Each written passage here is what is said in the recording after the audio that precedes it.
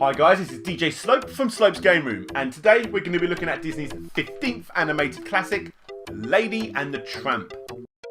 The film that was dubbed as Disney's happiest motion picture, first released on June 22nd, 1955. This is the film with arguably the most popular spaghetti bolognese scene. Anyway, Lady and the Tramp is a story of an underdog scruff bag tramp and an overly attractive posh dog called Lady. Both from opposite worlds, but obviously fall in love. Spoiler alert! Now as a lad, I wasn't really into this sort of film, if I'm honest. It's a little bit too girly for me, you know. I was more into things like Ghostbusters, Thundercats, He-Man, Care Bears. Leave me alone, all my cousins were girls. Either way, it wasn't until I got a little bit older and matured a little bit, I realised that the film was actually quite good. You know, the typical Disney perfect storytelling film with dogs.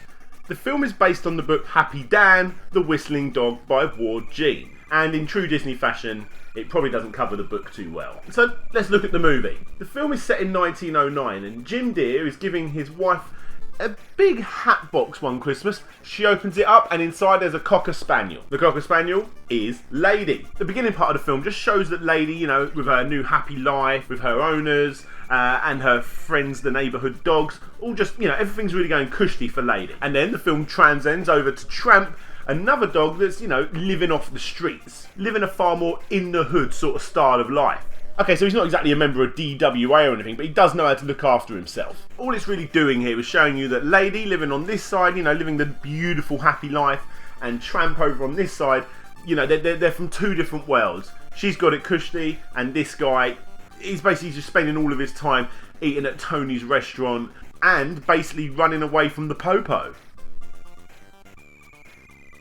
So the story continues. Lady's owners start acting a little bit strange. Lady gets a little bit weary and then she finds out that they're about to give birth to a little baby. She goes and speaks to the neighbourhood dogs. They all give her thumbs up saying it's nothing to worry about, nothing to worry about. And then this is where Tramp enters. Tramp literally lays it down. When the baby moves in, the dog moves out. However, when this baby does eventually come, Lady is absolutely fine with it. The owners treat her just like another member of the family, and Lady the dog actually becomes quite fond of the baby and sort of ends up becoming her guardian of sorts. Anyway, the owners go off at one point and Aunt Sarah comes in to look after the baby and the dog.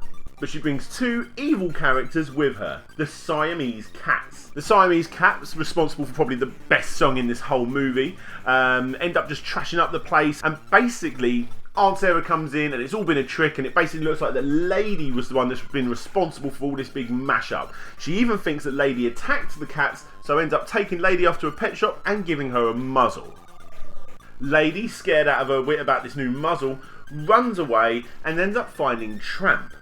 Tramp takes her to a local zoo, introduces her to a beaver, and they chomp it off, and Lady is finally free. It's this part of the movie when Lady and the Tramp realise that, you know, they are, you know, from opposite worlds, but they're obviously going to fall in love, and this is when it really happens. Tramp and Lady just do loads of cool, fun dog things. Tramp shows Lady the world of being a dog outside of, you know, a posh little house, and Lady really becomes smitten by him. They have that famous spaghetti scene, and then Tramp, to impress her, takes her to a farm to chase around some hens.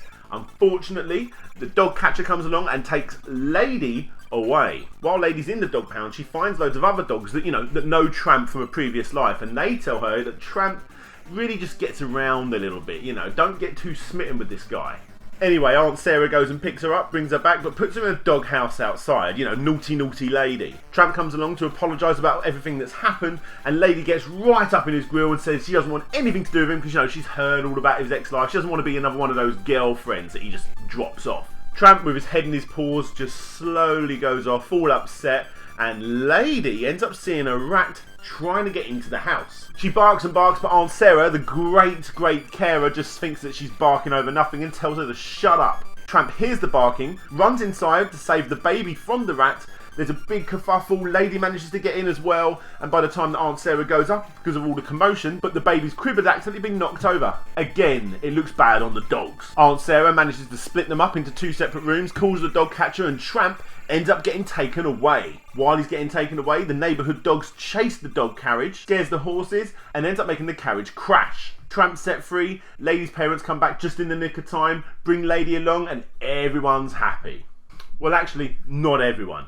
One of Lady's little neighbourhood friend dogs ended up actually getting caught up in the crash, And here he is.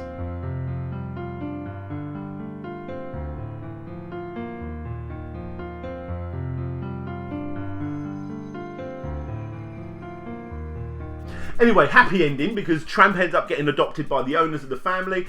Everyone lives all happily together, and woo! Lady and the Tramp have kids. You got little baby lady ones, and then you got a little scrampy one with their Tramp's little kid as well. How good's that?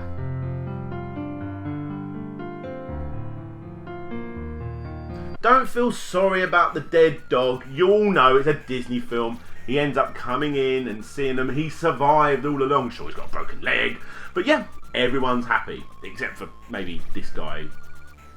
No longer chase a ball. So like I said, as a kid I wasn't really the biggest fan of this film, but as you grow up and mature into other films other than just typical action-y type films, you realise that it's actually quite a good typical Disney movie. The development of the film actually ended up going on quite a bit before the film was actually released. Typical Disney way. It was actually Walt Disney that wanted to make this film called Lady, but realised that the character was just too cute. There wasn't enough action in the film, so it got delayed and eventually this one came out. And another interesting fact is that Walt Disney actually ended up giving his wife Lillian one Christmas a big box that you would put a hat in, and inside was a dog. Okay, so it was a chow puppy dog, but you can see where the idea came from. So, the film really does stand up quite well. If you haven't seen it for a while, then do yourself a favour. It's not a bad film at all. Definitely not the best, but still a great watch. Anyway, that's enough for the film. Let's take a look at the games.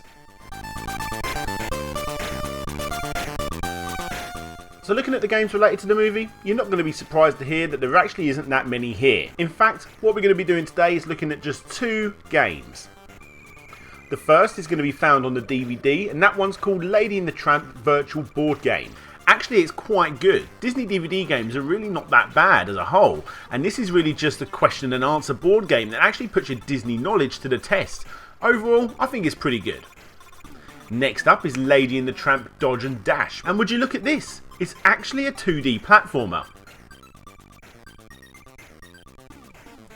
Yeah, this is getting pretty old quickly. The aim of the first level is to get the newspaper and slipper as Lady, and then the food as Tramp. Okay, so the game is obviously over the top easy, but it actually follows the first part of the movie quite well. Next up, your Lady in that scene from the movie where the Siamese cats are smashing up the place and you need to catch the household objects. Then it's back to being Tramp, where you're back on the streets looking for dog collars. And then finally, your Lady and the Tramp, where you can actually switch between the 2 characters. You switch between characters due to Tramp jumping higher and Lady being able to duck under benches. Eventually you make your way to Tony's for the spaghetti and boom! The game is completed.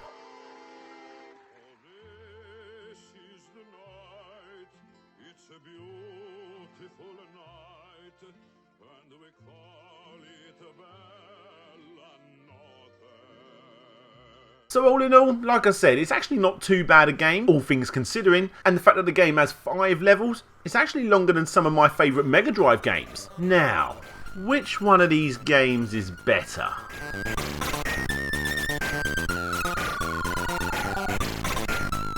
Hey guys, thanks for watching my review on Lady and the Tramp. If you want to watch the last one or the next one, click the links that you see here. If you got the time, please rate, comment, favourite and subscribe. Check me out on social media and now on Periscope. This is DJ Slope signing out, and hopefully I'll see you all next time.